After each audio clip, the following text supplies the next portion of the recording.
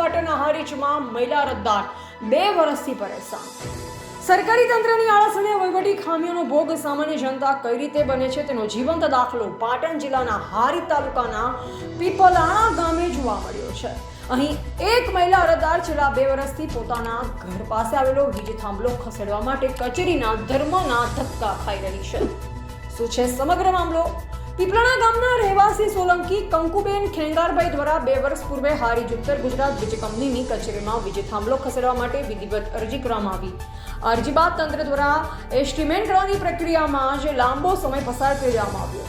નવાઈની વાત એ છે કે એસ્ટિમેટ આવ્યા બાદ પણ તંત્ર દ્વારા કોઈ નક્કર કામગીરી કરવામાં આવી નથી। અરજદાર કંકુબેને આક્ષેપ કર્યો છે કે તેમણે એસ્ટિમેટ મુજબની રૂપિયા 11,400 રકમની ભરપાઈ કરી દીધી છે, પરંતુ વીજ કંપનીના અધિકારીઓની ગંભીર લાપરવાહી અહીં છતી થાય છે કે પૈસા ભર્યા બાદ જે પાવતી આપવામાં આવી છે તેમાં અરજદારના બદલે અન્ય કોઈ વ્યક્તિનું નામ લખવામાં આવ્યું છે।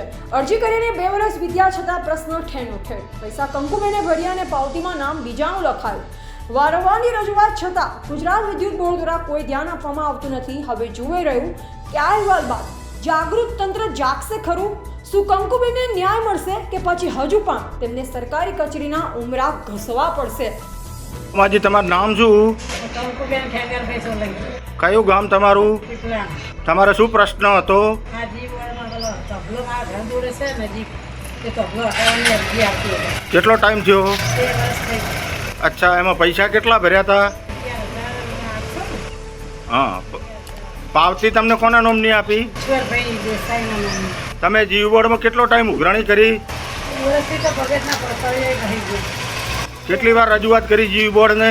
કેટલાય વખત બધા વખત કરી। તમને જીવ બોર્ડ દ્વારા અધિકારીઓ દ્વારા શું જવાબ આપવામાં આવ્યો? એ થઈ જશે થઈ જશે થઈ જશે કીધું હજુ ભાઈ કંઈ થતું નથી। તમારું ગામ કયું? Piplana. Reporter Raju Joshi, MD news, Patan.